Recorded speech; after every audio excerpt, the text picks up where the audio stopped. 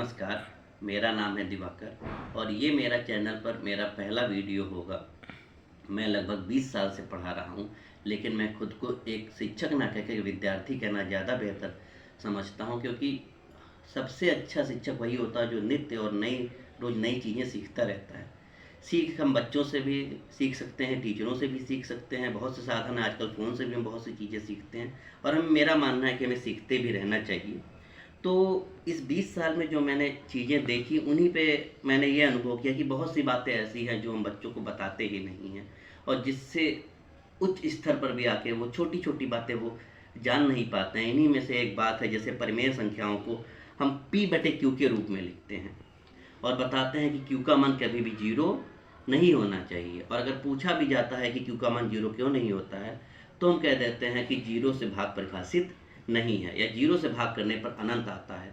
तो ये 0 से भाग करने पर अनंत क्यों आता है और या 0 से भाग परिभाषित क्यों नहीं है, हमें यह भी बच्चे को बताना चाहिए।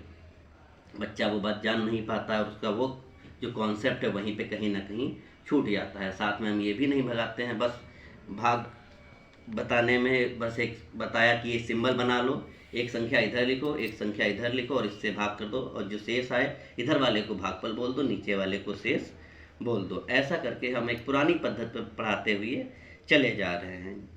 लेकिन जो गणित सीखने के कॉन्सेप्ट हैं उसमें बोला जाता है ELPS, एक्सपीरियंस करके बच्चा सीखे, भाषा के द्वारा सीखे, पिक्चर से सीखे और सिंबल से सीखे। लेकिन जो हमारी गणित है वो सिंबल से चालू होकर सिंबल पे ही कहीं ना कहीं ख़त्म हो जाती है। पूरी गणित कुछ चिन्हों के बीच में ही चालू होती है, उन्हीं चिन्हों के बीच में ख़त्म हो जाती है।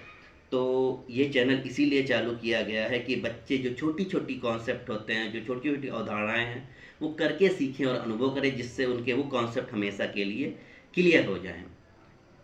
चलिए एक बात और करते हैं। जैसे हम लोग सब नक्शे बचपन से ही सीखते चले आए हैं और हम जानते हैं उसमें समय समय परिवर्तन भी होता रहता है।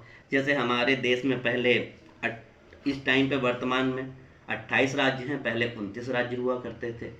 वर्तमान में 8 केंद्र शासित प्रदेश हैं हमारे पास। लेकिन क्या हम में से हर कोई जानता है कौन सा राज्य कहाँ पर पड़ता है? अगर नक्शे से हम उस राज्यों के नाम हटा दें तो सही से हो सकता है बहुत से लोग हम में से सही राज्य को पहचानने में भी गलती कर जाएंगे। ये गलती क्यों हो रही है, हमसे ऐसी गलतियाँ क्यों हो रही हैं? इसकी वजह कहीं ना कहीं ऐसी है कि हमें वो चीज़ बचपन में ही बताई नहीं गई है। जैसे कि पश्चिम बंगाल भारत के पश्चिम में नहीं पड़ता है, लेकिन उसको फिर भी पश्चिम बंगाल कहा जाता है। ऐसा क्यों? क्या आप इस सवाल का जवाब जानते हैं?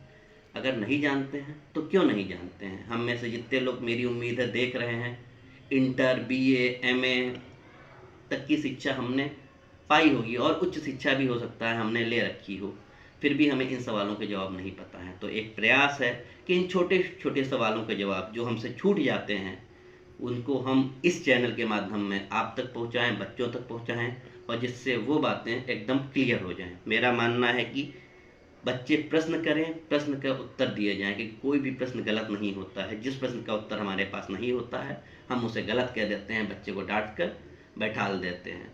लेकिन अगर उन प्रश्नों के उत्तर दिए जाएं तो ये निश्चित रूप से नई चीज़ें आएंगी और बच्चे बहुत बेहतर तरीके से सीखेंगे।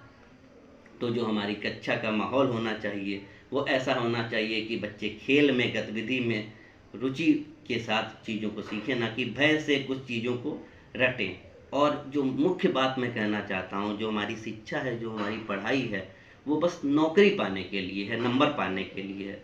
हम में से कोई भी इसलिए नहीं पढ़ रहा है, या हम अपने बच्चे को इसलिए नहीं पढ़ा रहे हैं कि उसके मस्तिष्क का विकास होगा या एक अच्छा नागरिक बन जाएगा, एक अच्छा इंसान बन जाएगा। हमारे मन में पहले दिन से बस यही भावना होती है कि हमारा लड़का पड़ोसी वाले लड़के से या हमारे किसी रिश्तेदार के लड़के से बहुत अच्छा हो जाएगा, उससे एक अच्छी नौकरी करेगा।